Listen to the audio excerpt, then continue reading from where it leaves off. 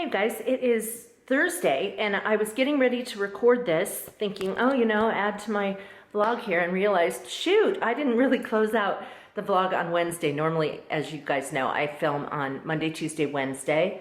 Then I edit on Thursday and I upload so that you can see one vlog on Friday, and then I start the next vlog on Thursday. So this is the start of a new vlog, as you know. Anyway, I am taking care of some more things for that search committee.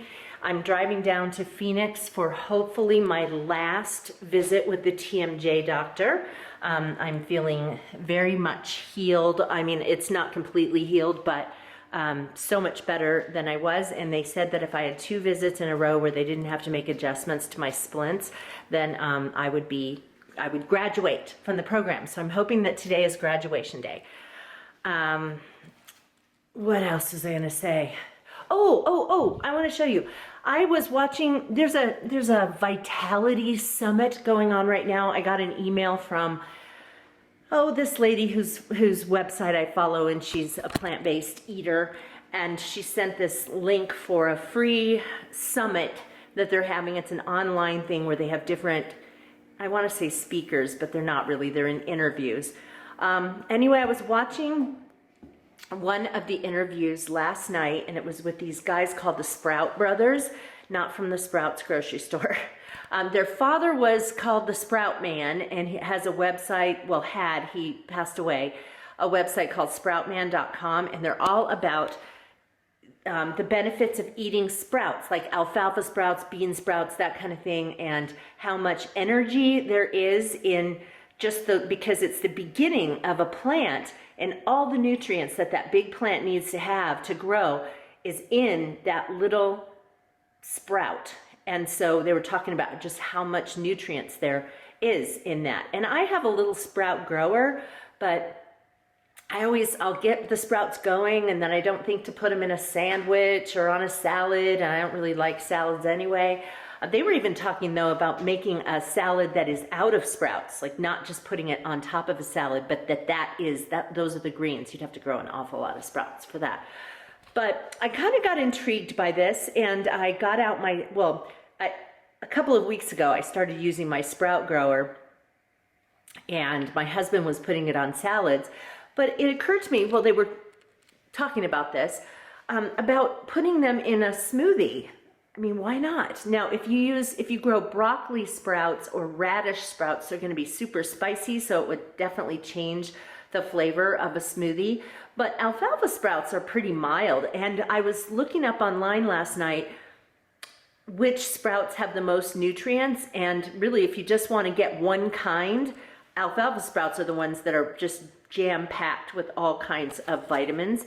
So let me show you my little sprout grower. I'm growing it in the laundry room, so forgive the background because I haven't organized the laundry room yet.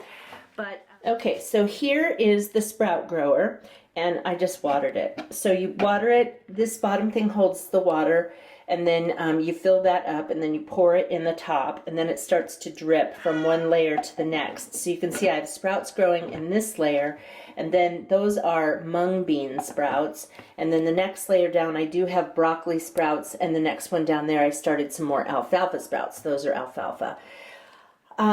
Anyway, it only takes a few days for them to sprout, and so I try to do them not all at one time, but just kind of in a few days after I start one. I started the broccoli sprouts a few days ago. Are they sprouting yet? Nah, not quite yet. And then I started the mung beans yesterday, as well as some more alfalfa sprouts. But anyway, you're not really supposed to put them by a window. It's just supposed to have diffused light. I was having a little bit of trouble getting these going because they would start to grow, and then I would look. You water them a couple times a day, and then I would go and look, and all these sprouts in the top layer would just be flat, like they were dried up, and I thought, what the heck just happened? Well, as it turns out, where I had it sitting on the counter, there was a heat vent. So when the heater would come on, it was blasting this with heat, and then it was drying out. So I moved them into the laundry room, where we do have a skylight in here, but they don't need light in order to grow. So these guys right here are ready to use. I already emptied out a tray this morning into a smoothie I made for John. And so I'll probably use half of this in a smoothie I'll make for myself. And so then when when I empty this one out tomorrow, hopefully, well, I probably won't. I didn't start these soon enough. What I really should have done is had one growing and then a week later start another and a week later start another. And if I really wanted to go crazy, I'd get another one of these and, have it so that I have stuff for every day of the week. I went on to Amazon.com and looked up sprouting seeds on there, and they bring up all different kinds of sprouting seeds. There are even mixes that have alfalfa, broccoli, radish, all of those. So if you want a different mix, but remember, some of those sprouts are very spicy. So if you want to put them in smoothies, it's definitely going to change the flavor of your smoothie. What? What? Yeah. Anyway, so that's what I thought I would do, just get some extra nutrients into my diet since I'm doing this plant-based thing. And even if I wasn't doing a plant-based thing, it's still a great way to add more nutrition to your diet. Okay, so here I am in Flagstaff. It is a clear, beautiful day, and it's 23 degrees out. You can see I am bundled up and a warm scarf and all this. I've got that gauzy top on that I got from my last Stitch Fix box, but there's no way. It was cold in Camp Verde, so I have to bundle up so that I don't like to wear sweaters in the winter because you go inside places and the heat's blasting and it's just sweltering. So I hate to do that. I have 2 meetings in a row this morning, a faculty meeting for my department and then a faculty meeting for the College of Education. And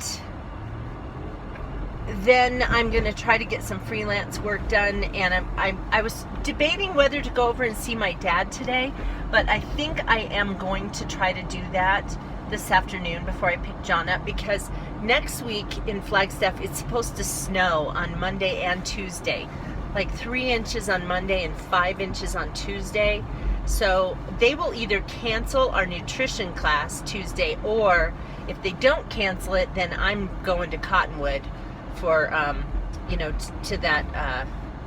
to meet with that other group that kind of gets Skyped in. They do get Skyped in. So I'm not gonna deal with the snow, and John may take those 2 days off work as well if the snow's bad enough. Maybe he'll go. I'm not sure what time the snow is supposed to start on Monday. He might go on Monday and then skip work on Tuesday. Hey guys, it's Saturday. There's those hay bales, and John is busy at work. It's cold out here. It's like under 40 degrees right now. Maybe it's hit 40 by now. And what time is it, John? Like 9:30 or 10? Anyway, he is breaking apart bales of hay. Did you break up one, or is that still your first one? This is straw. I'm sorry, straw. Did you break up one already and then start on a second, or is that your first one? I've been through a quarter of one. Oh my gosh, yeah. So we thought we were going to need 2 or 3 straw bales to put down to cover up all the dirt that turns to mud when it rains. And this is going to go way farther than we thought. We're also putting it not just in the walkway areas, but behind the beds and even on the outside of this fencing here, because I get weeds, and we figure if we put straw down, if we get hay, we're going to start growing things. If we put straw down, then it'll just keep the weeds down and also hold the moisture in for, well, like these right here in this area, I have asparagus growing, and it will come up through the straw, but it'll keep the soil moist. And then out in that far corner, out here, let's see if I can get my finger in the picture. Now where you see that almost looks like a wheelbarrow, that's my neighbor's yard, but there's a corner of dirt there that I want to put my my medicinal herb garden, but it is definitely full of weeds and like low flat weeds. And also it's all dirt, so it's going to be completely muddy when it rains. It'll be hard for me to go out there and do anything over there. And also I'll just be tending weeds all the time. So we're going to take some of the straw and put it out there. And then, anyway, right here, let me pull out again. That is a frame that holds his target for archery. And then he's going to build up a bunch of the straw bales there and put his target in front of it. So if he misses, he doesn't impale something and also doesn't lose an arrow. There's Mary. She's been outside for the last hour. Or maybe longer. We let her out when it was, even before it was, I think it was 30 degrees when she went outside, and she still wanted to be out here. She's been sitting in the sun and watching birds and investigating. Of course, we come outside about every 5 minutes to check on her. She doesn't seem really interested to leave the yard. I don't know why she would. She has a ton of space. We've been a little concerned that she might try to jump over that fence right there because our neighbors have a bird feeder right on the other side of the fence. But so far, so good. And they have cats that don't roam freely, but they do let them outside, like we're letting Mary outside, kind of supervised. So she may smell them. Do you think she smells them? So she may know that she has no business going over there. Hi, Mary. And look at her. I don't know if you guys can tell, but she's lost weight. She was so obese right after, well, she's always struggled with her weight, but like her mom. But she got really fat right after we got Chad. I'm not kidding you. In the first 2 weeks we had Chad, I think she put on a full pound. And it was because she was sneaking his food. And it was kitten food, you know, it's really high calorie. And now that she's been, well, we've been really monitoring her food intake, and also she's been going outside, running around, chasing leaves, and just moving more. And so it's changing her shape. Huh, Mary? We're getting in shape, aren't we? We're both getting rid of some fat. Okay, finally, and you have to excuse the mess of this workbench. This is giving me a reason to clear it off, though. I've been doing some more organizing today and putting some things away. I only have 2 more boxes in here that need stuff emptied out of, but this all needs to be cleaned up. Mary, what are you doing? So what I'm doing today is a friend of mine, Carol West, who has a blog called Garden Up Green. She's the one who wrote that book, Startle Garden, that I did a review of.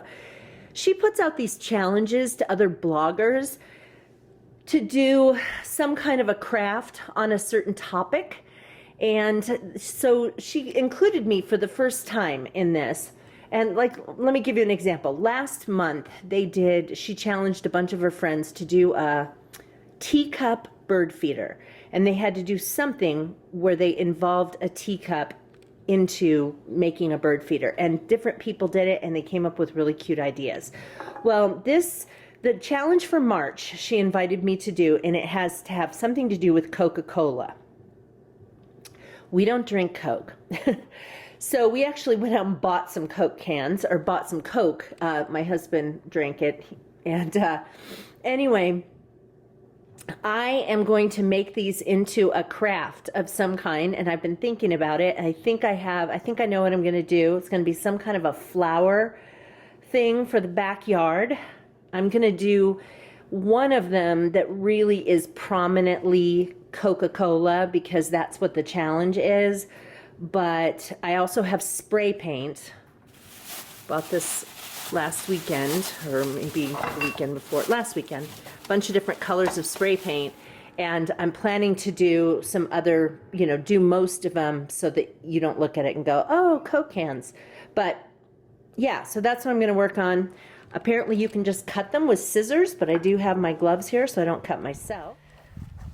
Okay, here's the first one. I don't think it's going to be too much of a challenge to make cute flowers. What is going to be a challenge is making a cute flower that actually shows the Coke can. See the back side? Yeah, because I tried to make it this direction first and it just didn't look cute. I was like, oh, a Coke can that sort of looks like a spider. So I'm gonna have to figure that one out and maybe do a different kind of a design. But these I think I'm gonna hang on my back fence. So right now I'm doing a little spin on the candies I made for Valentine's Day. At Sprouts, they had these things here, Natural Delights. It's dates rolled in almonds. You could just do this yourself. Just mush up some dates and roll them in almonds. And then I got these vegan chocolate chips. I got them at Whole Foods and melted them with some coconut oil. And now I am dipping them in here, and then I'm going to stick them in the freezer to firm them up. Okay, tonight I am making vegan shepherd's pie. This is from the Oh She Glows Everyday Cookbook. That is, I'm doing half the recipe. That's the mixture, plus I'm cooking up some lentils right now to mix in with this. It's got just a bag of, or I'm using half a bag of frozen vegetables along with some cooked mushrooms and garlic, leeks, thyme, garlic. Did I say garlic already? Anyway, really good stuff in here. Let's see what else. Then there's red wine vinegar, or not red wine vinegar, red wine, and some vegetable broth, red pepper flakes, all this yummy stuff. Then these are Yukon Gold potatoes that I chopped up and cooked, and then mashed up with some spices and garlic. And then it said to put in some almond milk to, you know, until it gets to the right consistency, but the only almond milk I had was vanilla flavored, so I used vegetable broth instead. So then what I will be doing is taking this, and once the lentils are mixed in with it, put them into a casserole dish, spread the potatoes on top, and cook, sprinkle with paprika and cook for 25 minutes. Here it is, you guys. This is really yummy, and get out of the shadow here. So anyway, just really yummy. The potato mixture on top is yummy. The vegetable mixture is really good. And from what Eileen tells me, it will taste even better tomorrow. So it's a good thing, even though I cut the recipe in half, there will definitely be leftovers. So you can see, I've already taken out 2 servings, and there's a lot. Hey guys, it's Sunday, and I realized that I haven't filmed anything. Well, for you. I did film for my home organizing series. Anyway, sorry about that. I can't even remember, I can't even think about how much I filmed in the last few days, so I don't know how long this vlog is going to be, but I'm going to go ahead and close it out, and hope you guys are doing well, and we'll see you in the next vlog. Take care, you guys. Bye-bye.